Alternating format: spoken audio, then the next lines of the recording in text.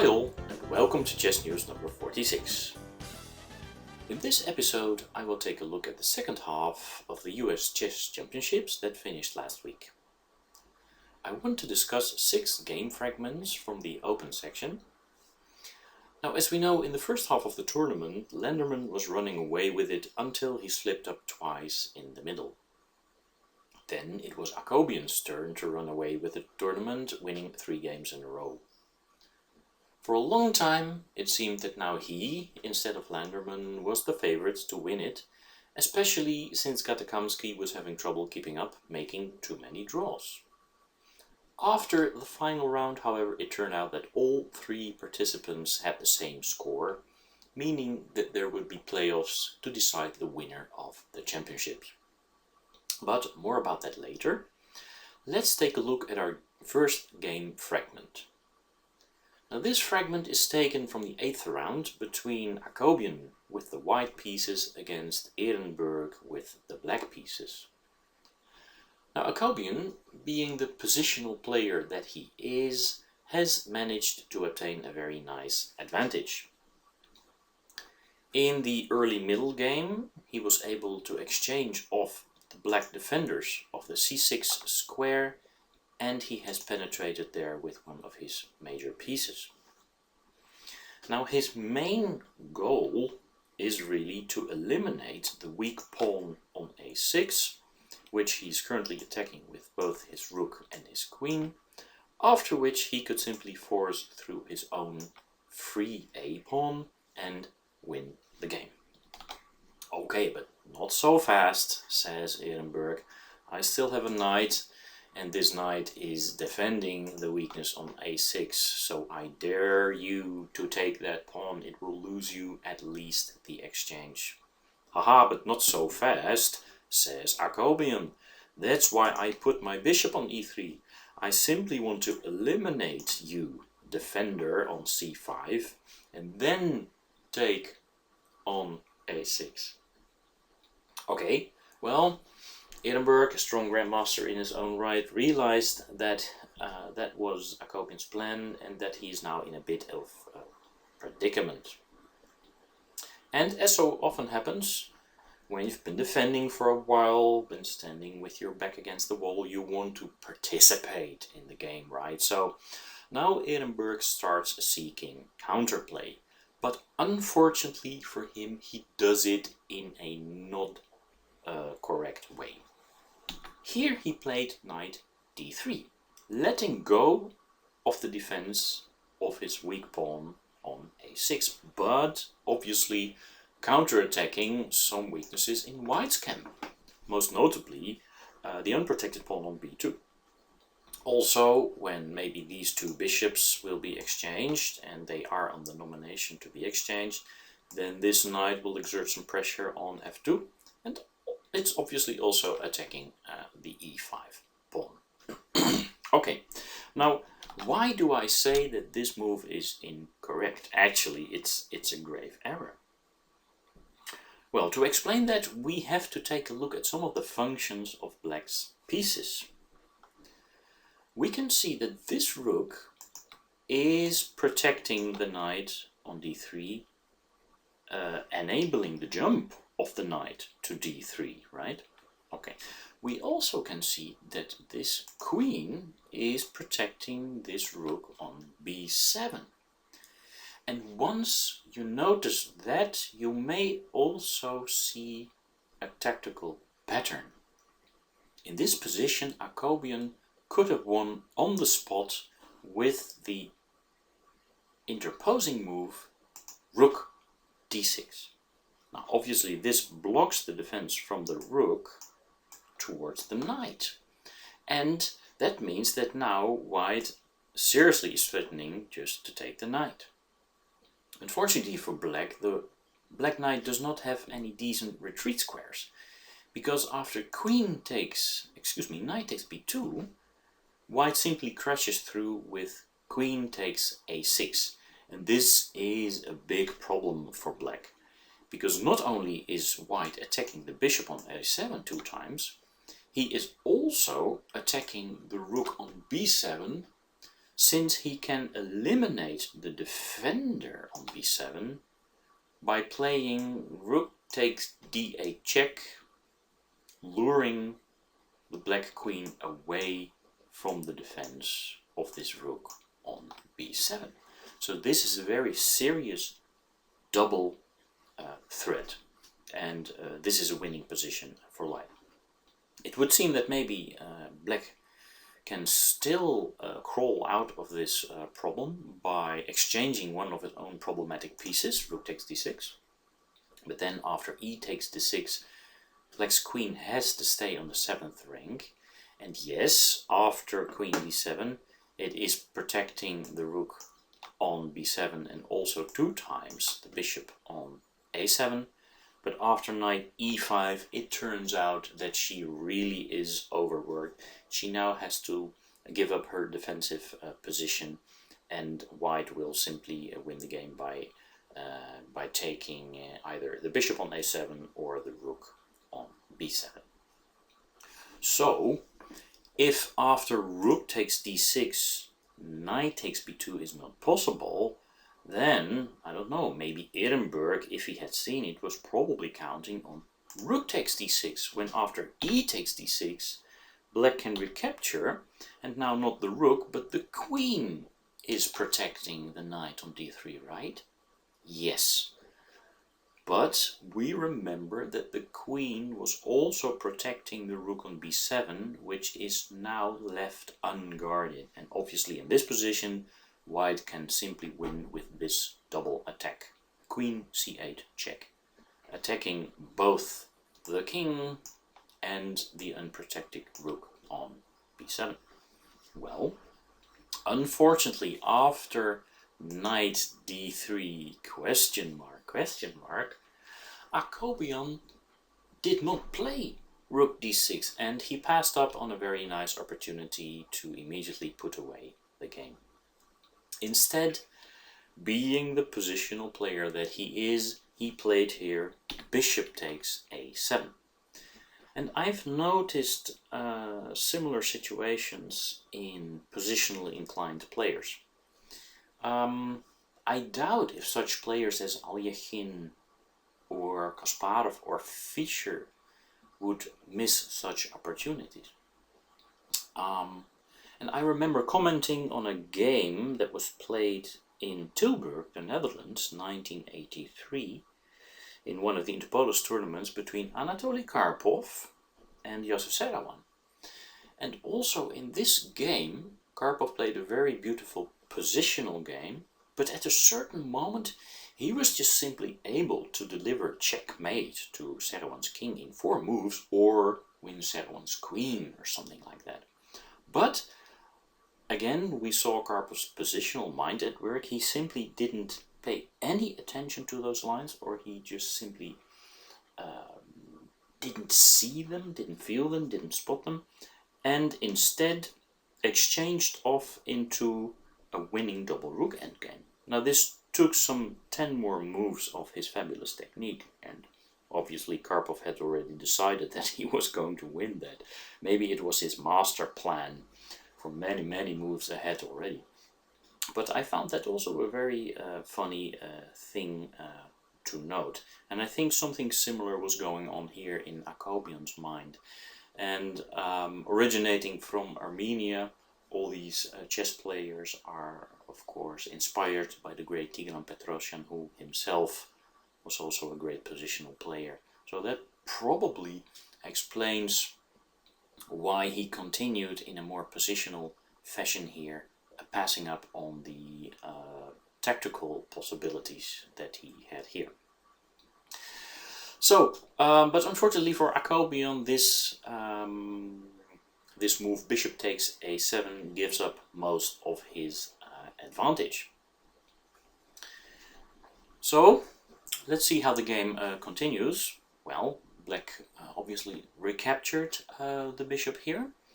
And now, before capitalizing on the weakness on a6 with rook takes a6, rook takes a6, queen takes a6, and knight takes b2, when black would have his own free pawn, Akobian first safeguards his own pawn before devouring the one on a6, and after rook takes a7 he plays here b3.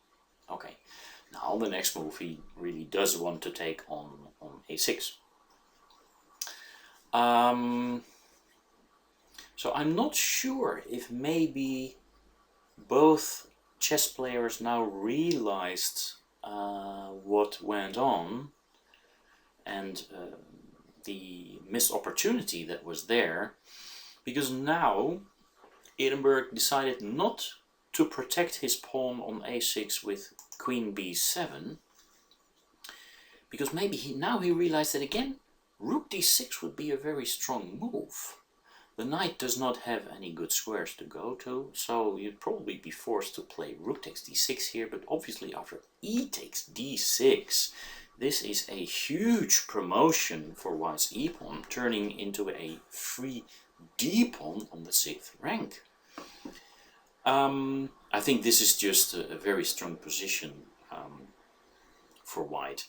White is attacking the knight. He is also threatening with some preparation, obviously, to queen this pawn. This square has become available for white's knight. This pawn remains a weakness. I think this is an overwhelming position for white. Yeah, great advantage, large advantage, if not winning. So, like I said, maybe Edinburgh realized something, and after b3 instead of queen b7, he decided to go rook d5, centralizing his rook, but also bypassing the d6 square, from where this rook could be cut off, defending the knight on d3. So, and to add to that, obviously this rook is now doing some attacking of his own. It's attacking the a-pawn on a5, and it's also attacking white's e-pawn here. Now it was possible for Akobian again to start cashing in with rook takes a6, but after rook takes a6, queen takes a6, he is up a pawn. But I think that after queen c5, hitting the vulnerable f2 square, thanks to his centralization, black has very good counterplay. Okay, maybe queen b6 could still be played, but here is the very nice knight c1, which threatens rook d1, which is killing, and also the pawn on b3. And probably Akobian did not really like that, and I think he was correct to wait with taking the pawn on a6. So, since rook d1 is such a strong threat in this situation, making use of white's backrank weakness, after rook d5, Akobian first played another prophylactic move a la Petrosyan. He simply gave his king some luft and played h3. Now again he is ready to take the pawn on a6. And I think with black's next move, knight takes e5, Edinburgh was mis-evaluating this exchange of pawns and getting himself into a bit of trouble. Clearly white's free a-pawn is much stronger than black's now extra e-pawn. I think maybe here he should have buckled down and go for queen b6, just simply protecting a6, when it's not so clear, at least to me, how white should continue here. Okay, so back to the game, where Edinburgh played knight takes e5, and now after the subsequent knight takes e5, rook takes e5 and rook takes a6, white has basically reached the climax of his strategy, his master plan that he was following throughout the game. He now has a free a-pawn and is hoping to storm it up the board. And, well, he can be proud of this achievement. He has a little bit of initiative again. Edinburgh continues with rook takes a6, queen takes a6, and here queen c7. Now maybe it's possible that Edinburgh missed white's next move. Maybe he was thinking, with queen c7, I'm attacking the pawn on a5 2 times. And as long as white's queen is sitting a little bit awkwardly in front of his free a-pawn, he obviously can also not move his free a-pawn, right? And I think that this queen has to stay here because it's also the defender of the a-pawn, which I am currently attacking 2 times. But Akobian played queen b6 here, obviously. It's basically the only move to both free up the a-pawn and keep protecting it at the same time. Okay, now Edinburgh made another mistake, and after this move his position becomes really critical. The safest thing for him to do was to back down with a queen exchange. And after a takes b6, rook b5, bringing the rook behind the free pawn and defending against its promotion in that way. When after rook a8 check, king h7, and rook b8, king g6, I think that this position should be defendable for black. Yes, white does have an extra pawn. No, he doesn't even have an extra pawn. And yeah, this free pawn is a very awkward free pawn. It needs constant attention, and obviously white's rook is at the wrong side of this free pawn. And when necessary, black can start to create his own counter-attack and possibly create his own free pawn by moving his kingside majority up the board. But after queen b6, I think that Edinburgh was chasing a phantom, possibly now in time trouble and missing yet another maneuver from Akobian. So instead of exchanging queens, he went here for queen c3. And he must have thought, well, this is very nice. I have this double attack now against the rook on a1 and the pawn of b3. But Akobian played a very nice maneuver now, gaining some time against black's king by first playing queen d8 check, and after the forced king h7, he simply dropped back his queen, queen d1, and now both problems are solved in one go. The queen is protecting both the pawn on b3 and the rook on a1, and now he has a very simple plan of pushing his a-pawn down the board. So maybe Edinburgh had also missed this queen maneuver. I think maybe here he had his last chance of stubbornly defending the position. He could have tried, of course, to attack the defender on d1 by playing rook d5. White would play queen b1 check, and after g6, blocking the check, and a6, he still is in time with rook d8, a7 and rook a8 to block that pawn. And now the master plan for white would be to attack the rook in the corner, which is currently the piece keeping the a-pawn from promoting. So white would really like to play queen e4 takes a8, but obviously in this position queen takes a4 is not possible due to queen a1. So white would need some preparatory moves. First he would need to put his rook on a square where it's no longer vulnerable to an attack from the black queen. So one plan could be maybe to play rook a6, and then the plan could really be to play, let's see, then the plan should really be, yeah, to play queen e4.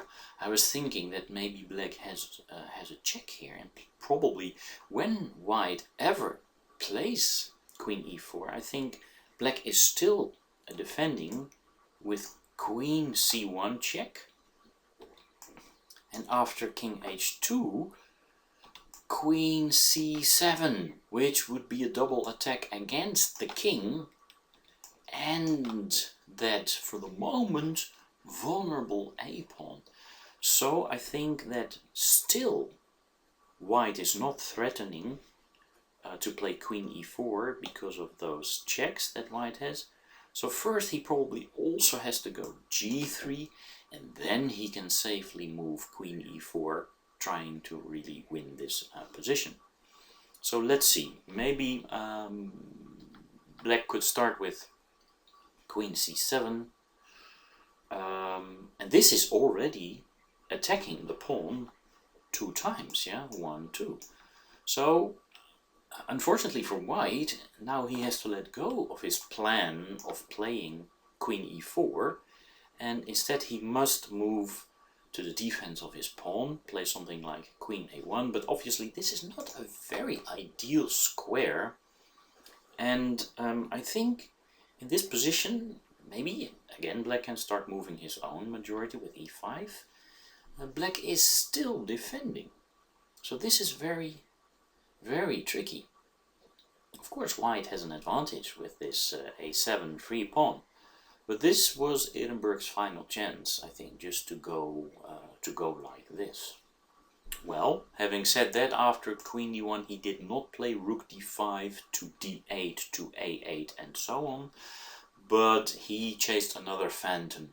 He went for queen b2, and probably his idea is now to just go for white's second rank, starting with the f2 pawn and maybe after that also the g2 pawn. But it wasn't very difficult for Akobian now to put the game away. He played here a6, and after rook f5, threatening to crash through on the f2 square, he played a7. And here Edinburgh must have realized that after the promotion, the newborn queen, which will be sitting here, will also be defending the g2 square. So yeah, black can take once here on f2, but white will promote, and then of course this move is useless because white will simply take that rook. So being up a queen, this is a clearly winning position for white, and hence Edinburgh resigned. Okay, well, I thought that was an instructive bit of chess there. Some missed chances, but also some interesting attacks and counterattacks, tactical finesses and positional play as well. So let's continue to the second game fragment that I have prepared. And this game fragment also features Varuzhan Akobian, but then in the 9th round. So having won the game against Edinburgh in the previous round, he now had a streak of 4 winning games and was well on his way to winning his first ever US Chess Championships.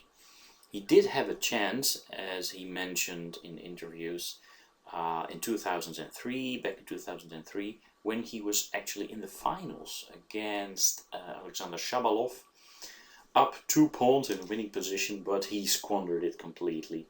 And he had to wait for another 11 years to be in such a good position once again. But here came Sam the Spoiler Shankland. This is the 9th round, and Shankland is playing the white pieces here against Varuzhan Akobian. So let's see what happens. Akobian to move, and this position is from a Caro-Kann advanced variation. Sometimes I hear people say the advanced variation. Well, maybe it's a very advanced variation. in the sense that it is theoretically currently the most popular and probably the best way of fighting the Caro-Kann, but the correct name of the variation is of course the advance variation with e4, e5. And again, very much in the style of Tigran Petrosyan, the Armenian players, Akobian included, they like to play either the French defense or the Caro-Kann defense. Basically, let's say the defenses that have quite strong and clear pawn structures on the light squares. So here he continues developing with bishop c5. So deciding to put his bishop on the so-called Italian diagonal from a7 to g1. Well, Shankland continued here with knight d2, and here came the first strange moment. Obviously Akobian was realizing that he was in a very good situation to win his first ever US Chess Championship, and he was visibly nervous. The championships could be followed live on uschesschamps.org with very nice commentary by Jennifer Shahadi, Yasser Sarawan and Maurice Ashley, which I thought was very instructive and entertaining. And here all the grandmasters agreed that this next move from Akobian was a bit strange. He played here g6. Now, they all wondered, why would you put your bishop out here on the dark squares and start weakening your dark squares on this end of the board? So maybe, I wouldn't say due to lack of understanding, because hey, Akobian is a very, very strong positional grandmaster, but probably due to nerves, he started mixing it up a little bit. And gradually, Shankland is getting a bigger and bigger advantage. Now, it wasn't too late or impossible for Akobian simply here to play the normal, regular developing move, castles. But maybe he was afraid at the same time that white would have too many pieces pointing towards his king side sooner or later. You know, the knight could also go over there, and who knows, maybe the queen could even participate. But I think this was some sort of a misevaluation. I think actually that black is still fine and safe in this position. For instance, black could continue knight f3, and now queen d7 or something, and black has finished his opening, right? He has brought his king into safety, he put some pawns in the center, he has developed his pieces towards the center, and he has connected his rooks. And maybe he forgot, or he didn't rely enough on the fact that actually this piece is a very strong and important defender. As long as the knight is sitting on f5, this bishop is not a real attacker, because the knight is simply blunting the activity, right? And one way to try and kick away the defender on f5 would be the move g4, but let's not forget that if the pawn goes to g4, that then all of a sudden white's queen has trouble getting to the h5 square. And maybe also in the meantime, I'm just throwing out some ideas here, maybe black can even try to blow up white's center here, start eliminating this space gaining pawn on e5. So I think that Akobian would have been fine here with just castling kingside. Anyway, let's go back to the game where he played this move g6. Now, this is not a blunder or something in itself, but obviously it's weakening the dark squares on his king side, making it less attractive to castle to this side, and it's also not really in accordance with the development of his dark squared bishop. Okay, now during commentary, Sarawan suggested here maybe to play queen e2 for white. The idea of this move is that it does defend the pawn on e5, thereby allowing, let's say if we play a6 for black, to sidestep any exchanges after knight f3, when black would normally try to exchange as many attackers as possible with knight h4. And now knight e1. Now this knight e1 move would not have been possible if the queen were still on d1, because then of course the black knight could take on e5.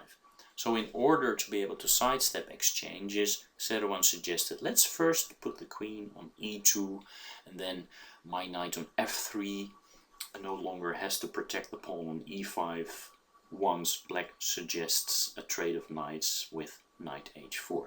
So I thought that was a nice positional finesse there, pointed out by Varuzhan. But Shankland played in another way, and it's fine as well. It doesn't really matter that much. So he just played here the normal developing move knight f3, and immediately, yes, was confronted with Akobian's wish to start exchanging pieces.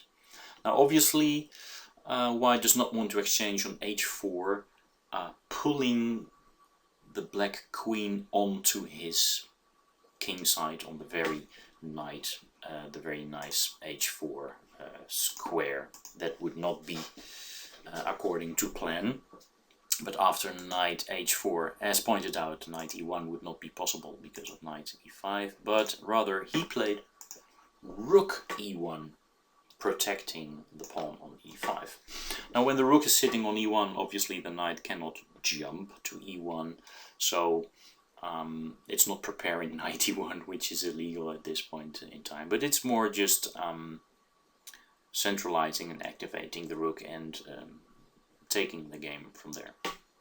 Well, this allowed knight takes f3, which I suppose is a little bit of a relief for black, since now there are less attackers to harass his king, and also he is saying to white, well, my knight is no longer sitting here, but I set up another sort of block against your bishop on d3. It's still very difficult for you, white player, to achieve anything there. Besides, my king is also not on the king side, so what are you going to attack exactly?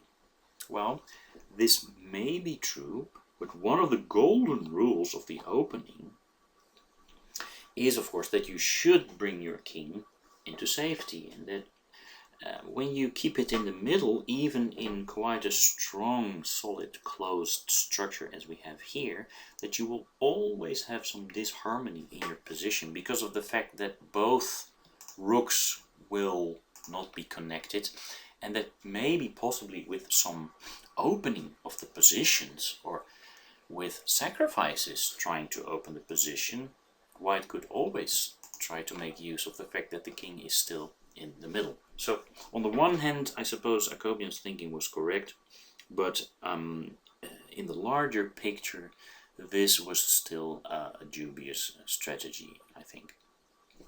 I think here he had one of his last chances to still bring his king into safety, even though it was less attractive now. I think it was still possible for him to go castles kingside, when after bishop h6 and rook e8, his dark squares are still defendable. For instance, queen f4, right? When the plan for white could be to swap or to trade places, to bring the bishop here and to bring the queen here and to deliver checkmate. Let's not forget that black has two dark square defenders. So in this case he could, for instance, go queen c7, counter-attacking the pawn on e5, and now if white really tries to execute his trading places plan with bishop g5, then there is already the disturbing bishop e7, and you could say, well, okay, I'll just continue with bishop f6, because after bishop f6 I can replace that with my pawn, right? No, wrong, because that pawn was pinned. Here comes queen f4 and you can simply resign. So after bishop f6, bishop takes f6, you would have to take with the queen. And if black does not want to play queen e7, trying to exchange the queens, he could maybe even go for some counterplay here with d4. Very interesting. And obviously this bishop is sitting here on a nice diagonal, but still black's defenses on the light squares are very strong. So I think no problem whatsoever there for black's position. But after queen f3, Akobian did not play castles, rather he played here rook c8. And now obviously by moving his queenside rook he can no longer castle queenside, but also white could now have played bishop h6, simply making kingside castles illegal. And that really would have put the question to Akobian's king in the center. Okay, I believe that in my preparation I wanted to point out another line that I forgot to show you. After queen takes f3, we've been taking a look at castles, which I think is fine, but even if he didn't want to castle without his dark squared bishop being in the area, he still could have first retreated his dark squared bishop. And now play could continue, for instance, with queen g3, bishop g7, maybe realizing that the best home for the bishop is on g7, filling up all the dark squared weaknesses. And now one plan for white would be to play h4, but then the funny thing is that black does not have to go kingside. He can also go queenside, for instance, right? Not having moved his queenside rook. Or after bishop g7, maybe f4, but then there's this check. And after king h1, still go kingside, for instance. And now it's not so easy to see how white can continue his attack, because by putting his pawn on f4, he has hemmed in the bishop on c1, and I don't think that white's attack is going anywhere for the moment. In the meantime, black has finished the opening and is probably ready to start counter-attacking over the semi-open c file, for instance. So, well, having pointed out those opportunities, as said, after queen takes f3, Akobian played here rook c8, eliminating any future queenside castling and also allowing bishop h6, ruling out any kingside castling.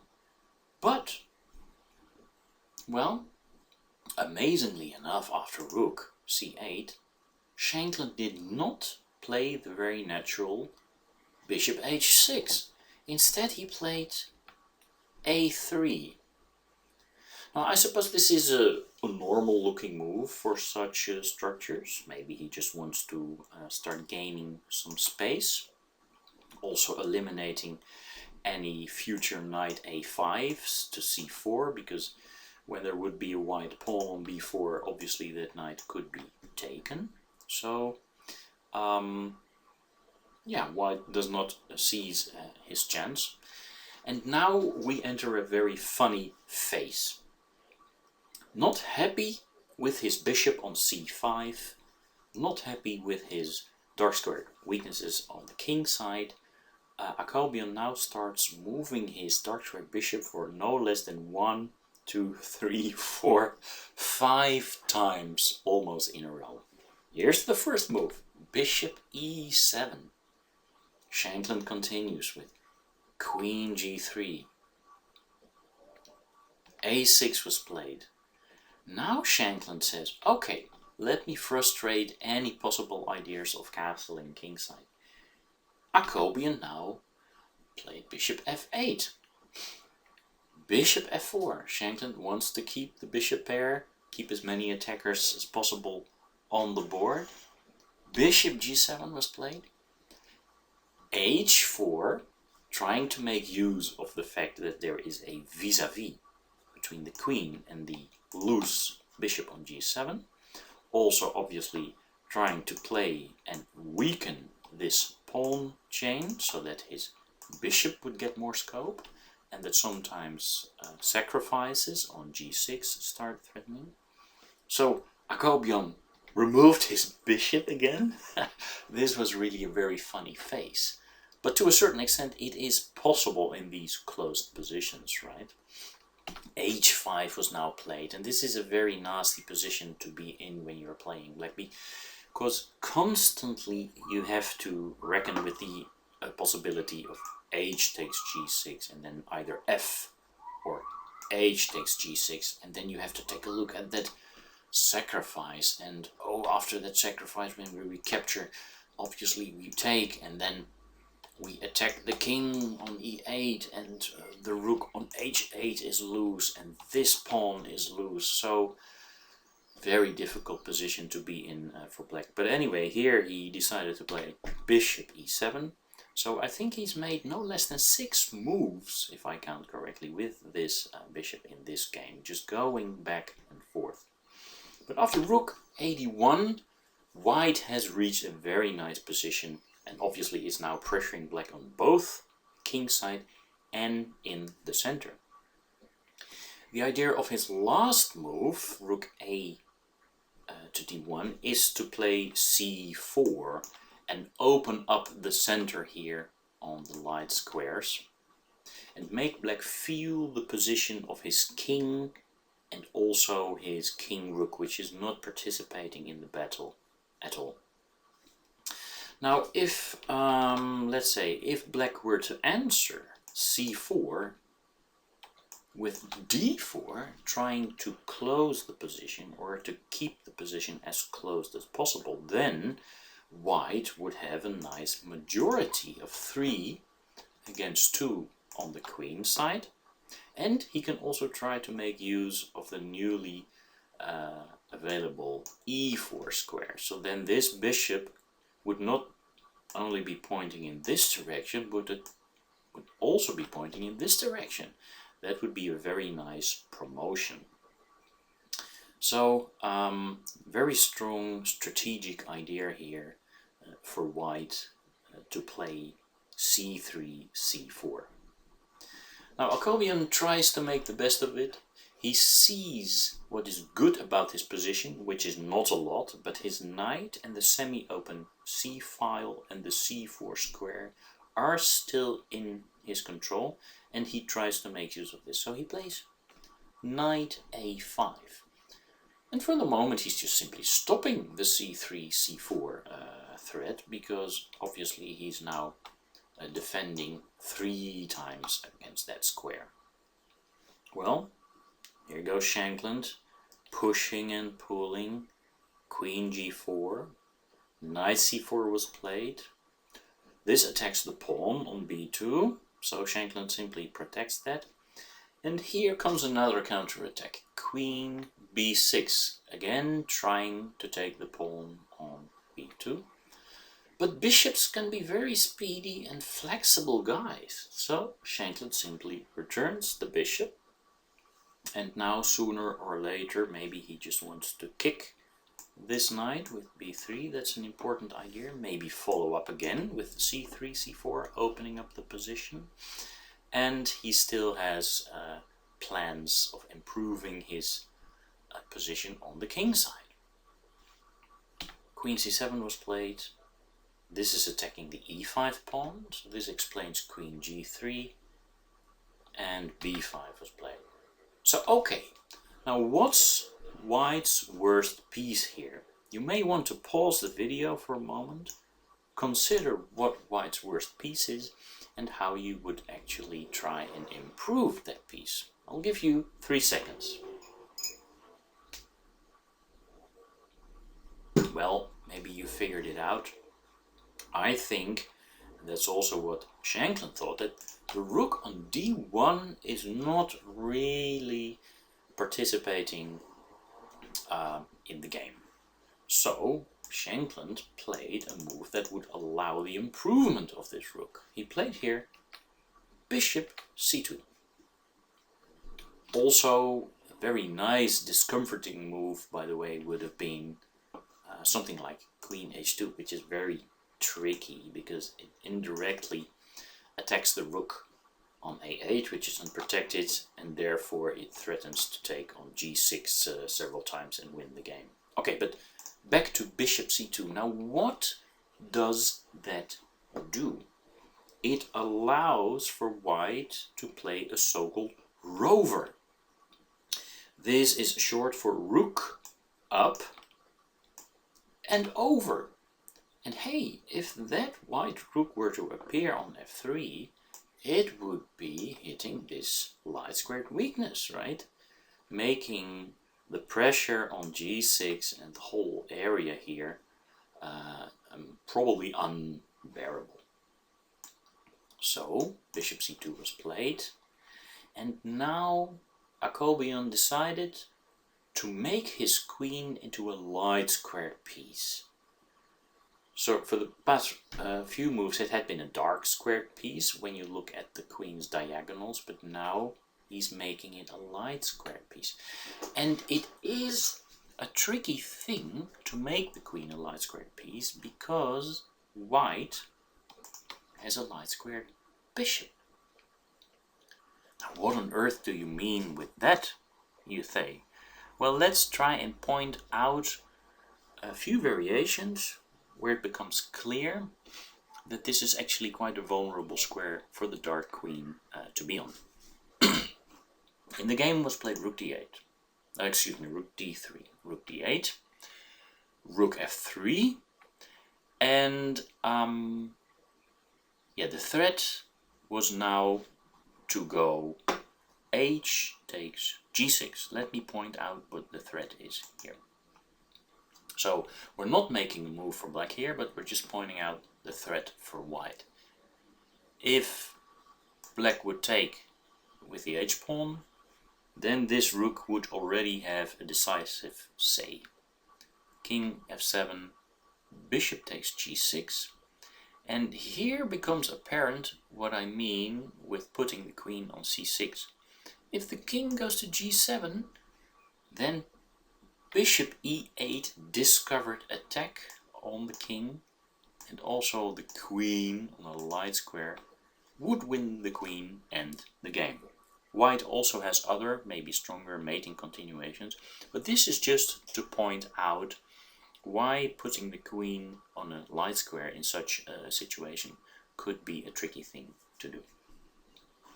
So after bishop takes g6, black could also go to f8, but then queen f3, king g7 and queen f7 is checkmate. So we're still looking at the threat of h takes g6. And if black would recapture in the other way with the f-pawn, then queen takes h3 would also be decisive, because it is hitting all the weaknesses here. It's hitting this one, but it's also hitting this one because the rook here is unprotected, and it's very difficult to see how black could defend. Maybe he could play something like king d7 to try and go away, and also for the rooks to start protecting each other. But then rook f7 is really a killer. I think if nothing else, you just simply win the pawn on h7. You're pinning the bishop on e7. e6 is weak. The black pieces are not really defending, so this would be a winning position clearly for white. So since we've now pointed out that that is white's threat of playing h takes g6, Akobian now is really forced to make the only move to stay alive, g5. Very good move, very good move, and most definitely the most toughest one. Now it would be easy for Sam Shankland to make a blunder. If he decides to just pick up this pawn, then there would be a very nasty counter pin with rook g8, and instead of this rook being very unhappy, it would now be very happy, playing the role of attacker. This bishop is lost, so that's not the way to go. Black would be better in this position. Now instead, after g5, white now makes new inroads for the queen to attack f7 via h5 by playing h6. So now the new plan is to go here and here. Oh my gosh, that's really horrible. And also, of course, by putting the pawn on h6, he simply makes it impossible for black to put his pawn on h6 when he would still be defending g5 and he would still have some sort of a pawn chain. So this is a very nice, disturbing and communication breaking pawn move. So, faced with the new threat of bringing the queen to h5, Akobian realizes now the seriousness of the situation and seeks to mix it up by counterintuitively, I would say, opening up the position in the middle, even when it objectively speeds up his demise. He plays here d4. Now, practically speaking, this is a good fighting decision, since Sam Shankland's human mind is now forced to be flexible and pay attention to the center and the queen side, when all he really wants is to continue with his plans on the king side. But I also say this probably speeds up his demise objectively, because you're opening up the position, you're giving away light squares, your king is in the center, and when white plays this correctly, you will stand no chance against his well-coordinated army of 3 developed major pieces and 2 developed bishops. Okay, well, Shankland for the moment continues with queen g4, wanting to go to h5. And after the exchange on c3, now Akobian makes a mistake. In time trouble, he does not use all of his resources and he goes down immediately. The best way to play was rook d5. And the funny thing here is that now b3, trying to kick away the knight, doesn't really work because of the counter-attack on white's queen on g4. Here, queen g3, threatening the queen on c6, can be answered with queen d6. And very difficult to see, of course. But now rook c8 check doesn't work, because after rook takes h8, there is a counter check here on the back rank, when after bishop takes d1, queen takes d1, king takes h2, black will recapture the lost rook on e2. And, well, I don't know, this is a very unclear situation, and probably the best position black has been in for ages, right? So this is a very decent thing for black to play. I think actually that these 2 pieces, they could be in a spot of trouble, right? Because there is a dark square bishop coming and a knight coming to g4 with check, so maybe black is even clearly better here. Because, okay, you could say white's up the exchange, but where on earth is that exchange? It's here on the South Pole, right? It's on Antarctica, and it should be in Europe where the battle is going on, or in the United States of America. Well, having said that, after rook c3, Akobian missed this chance to defend against b3 with rook d5, and instead he played queen b6, unpinning the knight. But the thing is that now b3 really is a strong move. The toughest try here was to go knight takes a3, but he compounded on his errors in time trouble with queen a5, and he probably didn't realize that, very funnily, well, not for him, but if you look at the position, his queen would get boxed in one of the main lines. Now this move counterattacks on a3, but more importantly, counterattacks here on c3. And Shankland now plays the move that really seals the deal. He plays here queen f3. This protects the rook and it still threatens to take the knight. And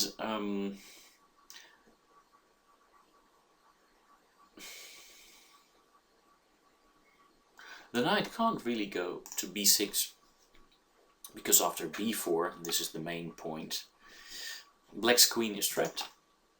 This is a very funny thing, right? The queen cannot go here, cannot go here, cannot go here. So after queen f3, Akobian resorted to g4, a counterattack just to mix it up. But here is a very simple escaping check, queen c6 check. And after king f8, here followed b4, attacking that queen. The queen cannot go to a3 because that is now 2 times protected. So he felt now forced to play bishop takes b4. And the strongest move here was a takes b4, but it was also more complicated. So I understand Shankland's choice to clarify the situation with the in-between rook takes c4, very nice move. And after b takes c4, a takes b4, he now has the bishop pair against this still very silly rook in the corner. So this is a clearly winning position. If black now plays queen takes b4, then bishop e3 prepares to transfer the bishop to this killing diagonal. So in the game after a takes b4, Akobian played queen a1, pinning the c1 bishop. And there was a funny line here, king h2. When queen c1 is letting go of the a4 square, and now white could have a mating attack. This sequence of moves would lead to mate. So queen h2, or excuse me, king h2 would be a good move after queen a1. But instead he played queen c5 check, king e8, and now rook e1, protecting the bishop on c1, and it's of course still winning everything. Here came g3, still trying to mix it up. But it was no problem for white to open up the Italian diagonal with f takes g3, because even when the queens get off, white still has enough fighting power to really put away this game. Basically he is still fighting with his bishop pair against the useless rook on h8.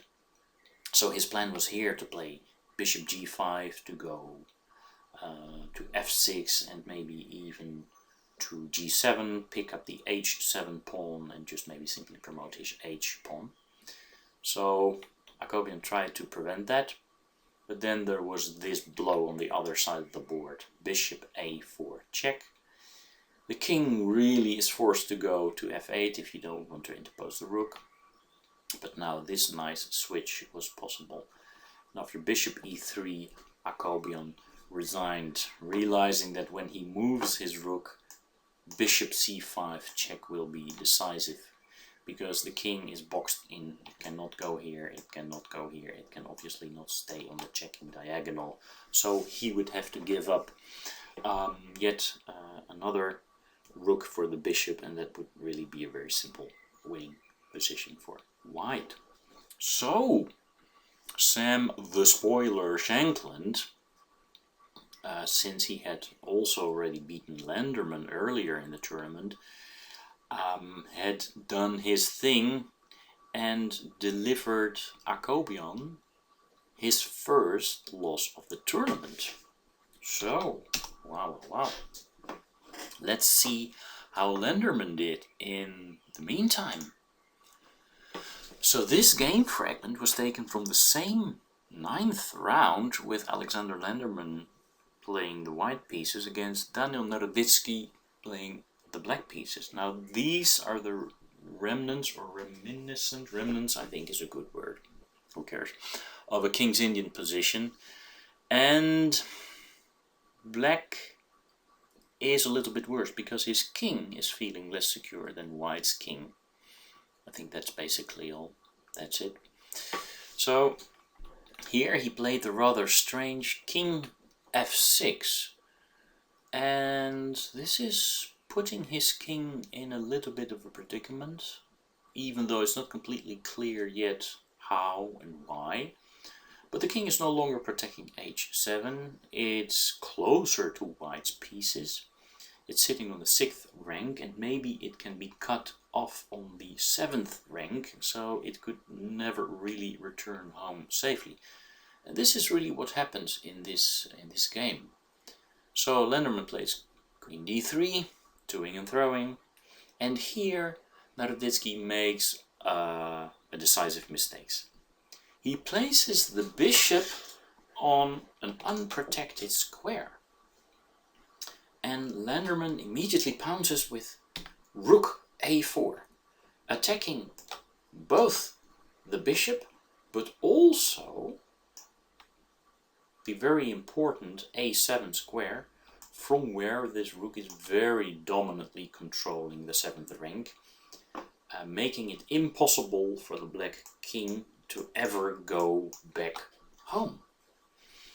Well, this is an immediately winning position, because when that rook appears on a7, white will be attacking with force, and that king is never going to be safe. So Naroditsky played bishop e5. Note that rook e1 can be answered easily, simply with king f2. Now not only the rook on e1 or the bishop on a1, but also the rook on e1 is hanging. So bishop e5 was played, so here came rook a7. And in the game, Naroditsky tried queen e8, but also queen g6 doesn't really work, because here comes queen d8, and now a funny line is king f5. The king, as explained, is now forced to move forward, g4, king f4, rook a4 check, king takes f3, and queen d1 is checkmate. Very funny.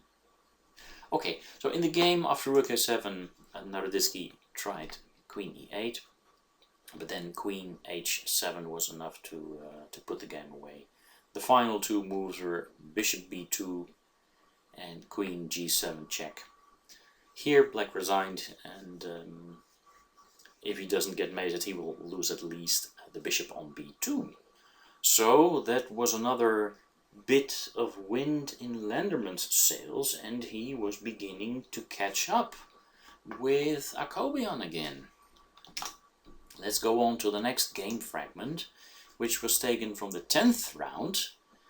Here we see Mackenzie Molnar playing the white pieces against Aleksandr Lenderman with the black pieces. And here Molnar made a bad mistake. He played c4. Now you would say, why is that a bad mistake? That was very difficult to foresee. Well, with the pawn still sitting on c3, this pawn is defending the d4 square, and please bear with me, I will explain it to you in a minute. It would also defend a rook going to d4. But with the pawn on c4, that pawn no longer defends the d4 square, and it would also not defend a rook coming to d4. Now how on earth could or would or why should that rook ever go to d4? Yeah, I mean, okay, let's take a look. Lenderman now could have put the game away with the very interesting bishop g4. Now probably he considered it, but during the post-game interview he indicated that he still thought somehow, because of earlier calculations, that white's pawn was in c3 and he had mixed it up. Now if Lenderman would have played bishop g4, simply skewering queen and rook here, the only move would have been to play f3, because if you interpose the knight, then there would be this attack on the pinned knight and black would win immediately. But the funny thing is that bishop g4 f3 can be answered with a very strong e4. Because note that when the f-pawn was still on f2, he or she was still protecting both the bishop, but maybe even more importantly so, the g3 square. But in this position, after e4, black is threatening to just take here, or take here, and also unleash the power of the rook on e8. So white would be forced to accept this piece sacrifice. But here comes the assault. Queen takes g3. Now if you interpose the queen, then the queen can take the bishop on e3 with check and have a winning position. So you're forced to play here knight g2. But then comes knight g4, threatening to come in with queen h2 and bishop h4 and all kinds of mating patterns.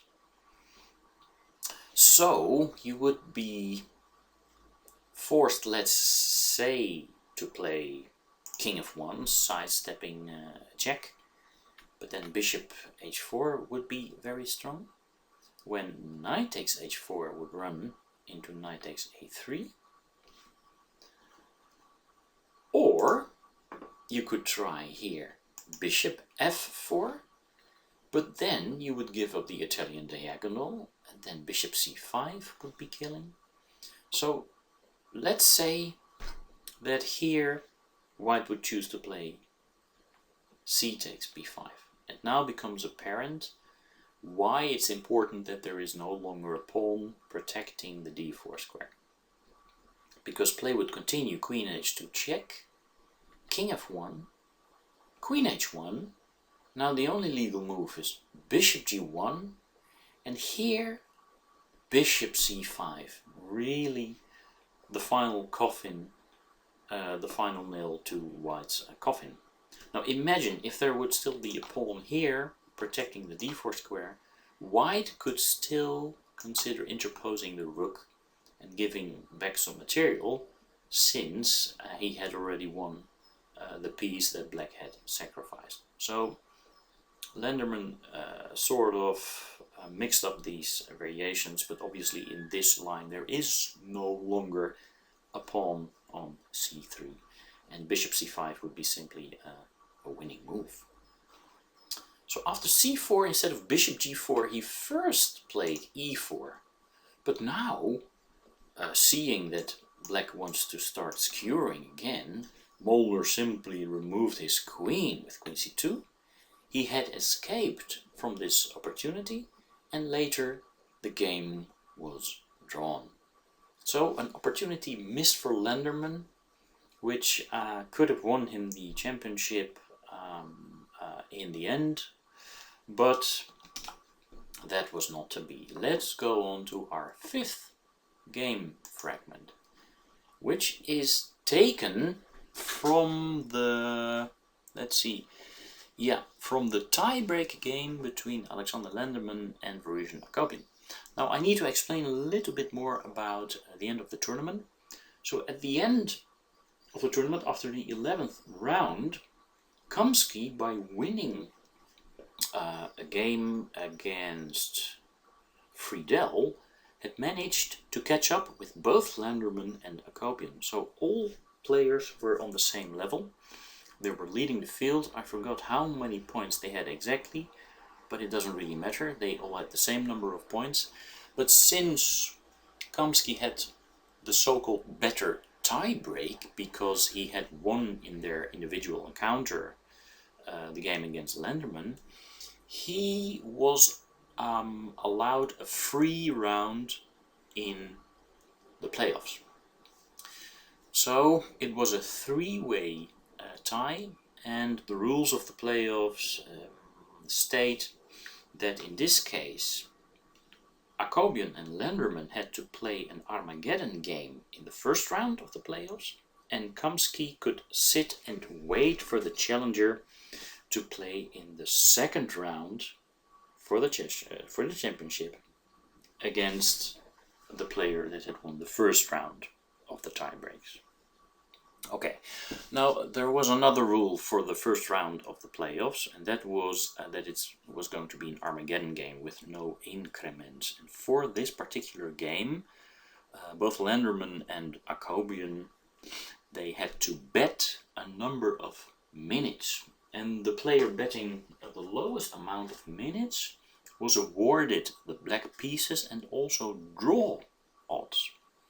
Now, Akobian outbid Lenderman with something like 29 minutes, and this meant that Lenderman got a full 45 minutes and the white pieces, but he had to win the game. And Akobian was awarded his amount of minutes that he betted, 29 minutes or something like that, and draw odds. Okay, so we had a very interesting Armageddon situation there. And this position, this fragment is taken from that first round tiebreak Armageddon game. So it's Lenderman with the white pieces and Akobian with the black pieces. Now if we take a look at this position, which is derived from an English opening, we see that black's pieces are pretty well. This bishop has a nice diagonal. This knight is looking at the center. This rook is sitting on an open file. The queen has opportunities to go to the king side. The only problem you could say for black is his Italian bishop on a7, because it is really hemmed in by this white pawn chain on the queen side. But I do believe that black has a small advantage here. One of the plans could be for him that he could continue with d65 and maybe reroute his bishop so that his bishop would also be sitting on some sort of a decent diagonal, maybe trying to improve that diagonal even by playing h5, h4, h3. And also, if white is not careful, this queen, after an exchange on the d file, could all of a sudden end up on the d2 square. And especially in combination with the Italian bishop, it could pressure the vulnerable f2 square. So that's the black side of the story. And if we take a look at white's pieces, well, I don't know, these pieces, they all seem to be a little bit in each other's way. The best piece really that white has at the moment seems to be his light square diagonal, but even that one is blunted a little bit by this black pawn chain. And also it's not completely clear what the queen is doing on b3. And with this in mind, Lenderman probably felt obliged to do something. And let's not forget that he had to take some risks because he was forced to win this Armageddon game, right? A draw would not be good enough. A draw would mean that Akobian would go on to the second round to play Kamsky for the championship. So in this position, Lenderman played d5. Okay, but this obviously weakens the point on c5, giving the bishop a better chance of coming alive. And also it means that there is a greater chance now for these pawns to become exchanged, thereby opening up the d file and giving black's queen access to this very nice d2 square. So Akobian did play d takes c5, and to enlive his bishop, Lenderman's idea was now not to recapture on c5, but to play d takes c6. But this is really a losing move. And Akobian could have seized the opportunity by playing the immediate queen d2, threatening to take on f2. But the positional player that he is, he played it a little bit more safe. Let's not forget that he also just needed a draw only, and he first recaptured on c6. And he thought, well, these chances of maybe queen d2 and opening my Italian diagonal for the bishop, they will not run away. There's still tension in the position. And here Lenderman played knight a4. And this really is not good. Because now Akobian does move in for the kill. Well, okay, it's not completely true what I said. He could have moved in for the kill, and he did it in a suboptimal way. And I think the most important thing to note about this knight move is that the knight is moving to the edge of the board. And when it's sitting on the edge of the board, it is no longer defending this central square on e4. And this is going to be very important. Okay, the best thing here for black was to open the Italian diagonal with a c takes b4 with a pawn in hand. And he's now threatening rook e2, attacking f2. He is threatening queen d2, I suppose. Maybe he is even threatening bishop f2 check and then coming in on the second rank. And here is really a difficult situation for black. But Akobian decided, well, I can achieve the same aims by attacking white's queen.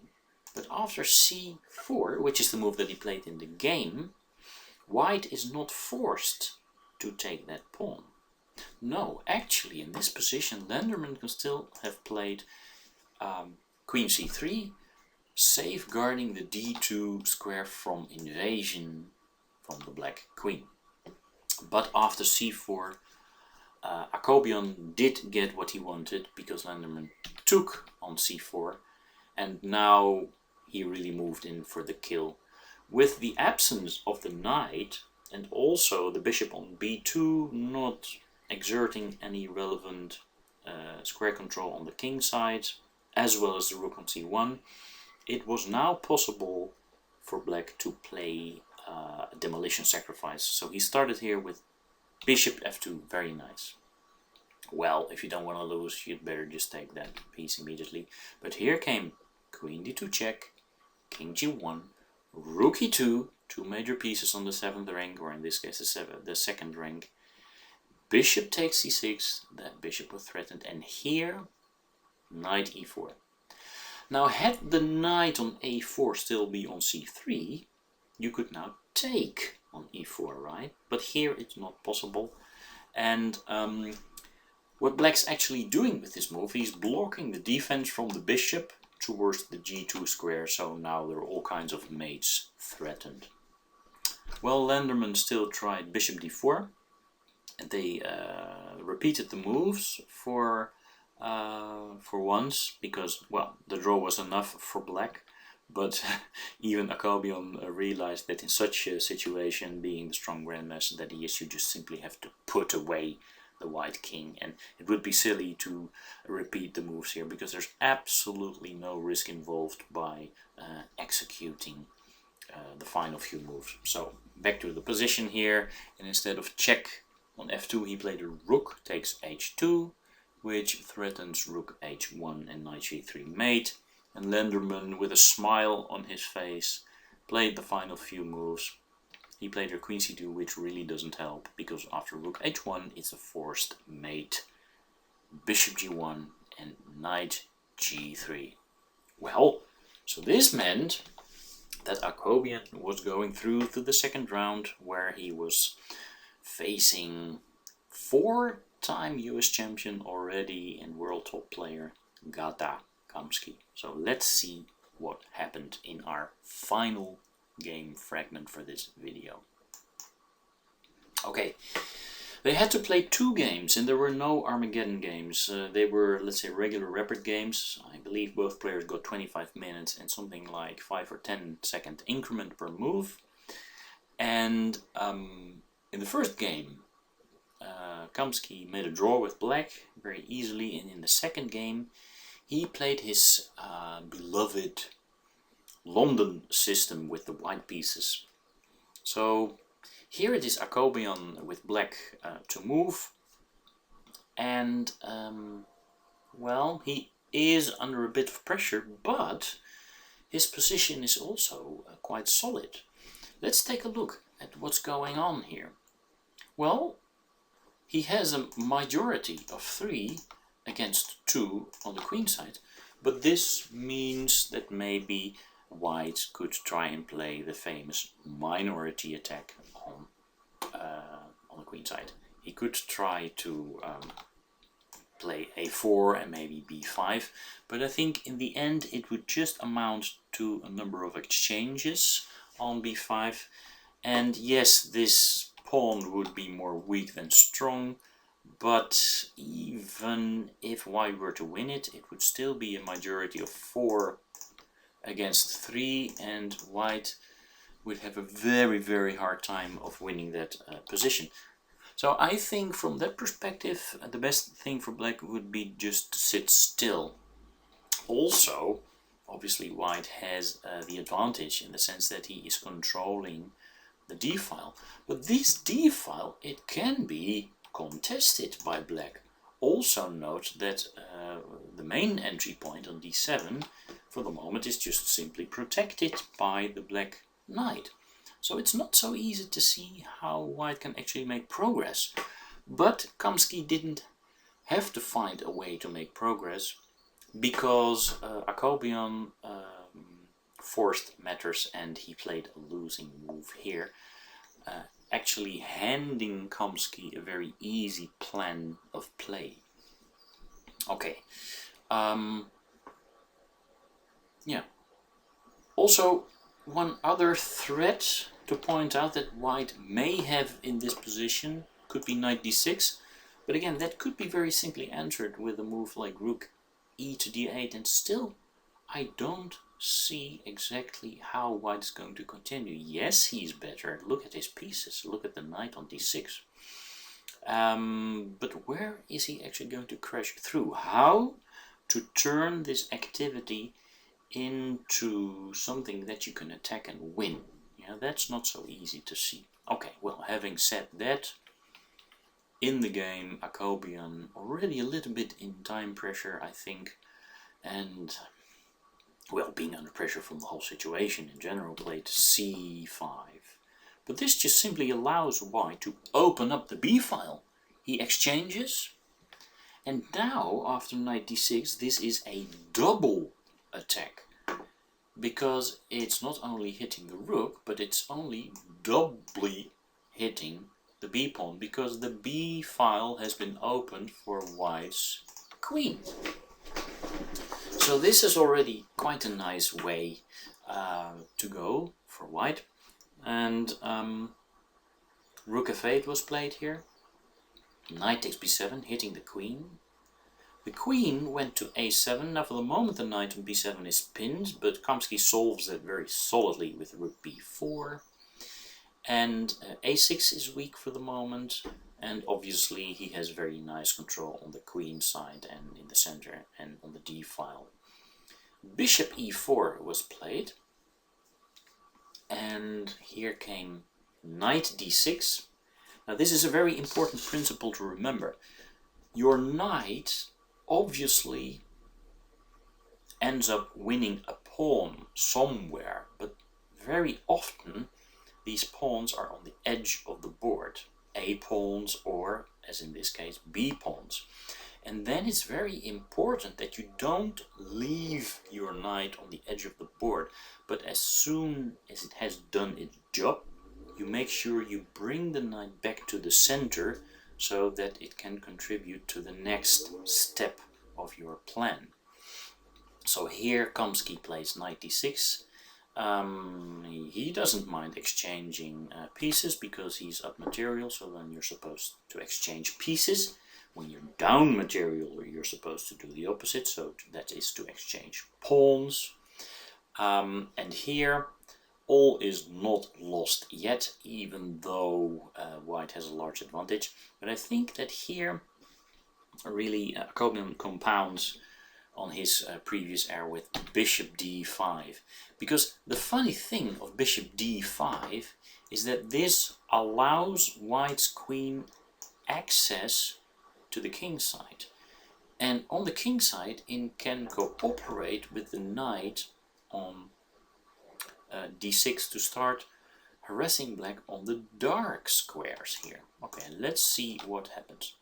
I think, by the way, the better move would have been a5, and now the queen cannot jump over the bishop on e4 to go to f4, which it can do in the game. So after bishop d5 mistake, first Kamsky played here knight f5. Now this is threatening a very nasty check here on f7, and it wouldn't help black to return with the bishop, because then still this check would be very nasty, because this forces the king away from the protection of the rook on f8, and after this move there would be this check and the rook on f8, and with that the game is lost. So after knight f5, Akobian correctly played rook e8, protecting the e7 square 2 times, by the way, so there's no knight e7 anymore. But here came queen f4. Now, objectively speaking, maybe not even the strongest move. g4 could have been a strong move, threatening to remove the defender of the bishop on d5. But queen f4 is a very difficult move to meet in time trouble, especially with the championships on the line. And in time trouble, Akobian now really misses white's threat, and it is definitely over here after bishop e6. After queen b6, white has quite a bit of work to do. But here came the simple, as mentioned, attack on the dark squares with knight takes g7. This is a simple demolition sacrifice, and well, it's not even a sacrifice. White will immediately regain his piece, and these are the final few moves of the game. Queen g5, regaining the knight. Now white's already up 2 pawns, and black's king position is in shatters. King g8 was played, check, king f8, bishop d3, very nice, bringing in yet another attacker, wanting to take the pawn on h7. Please note that the pin with rook d8 is not possible because white is also controlling the d8 square. a5 was played.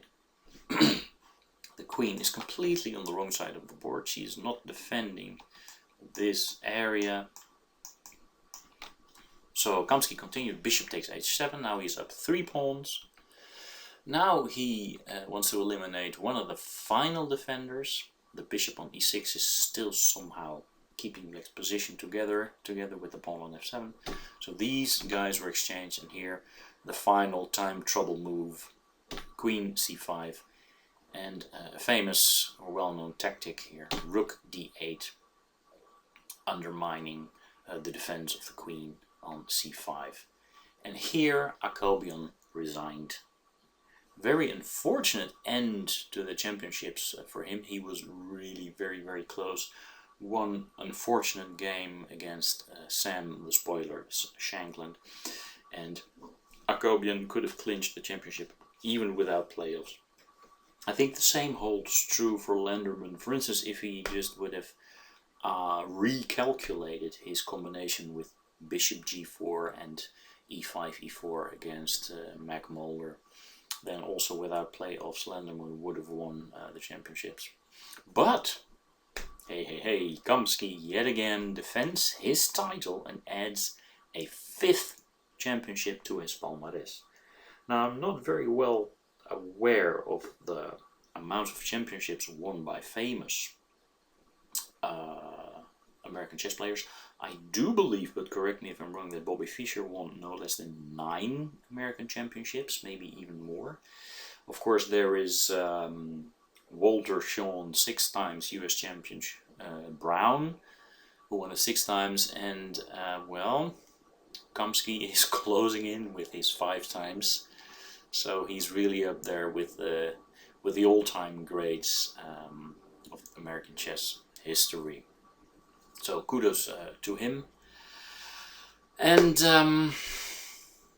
well, having shown all these game fragments, having said all that, we've come to the end of yet another chess news video. I want to thank you very much for your attention.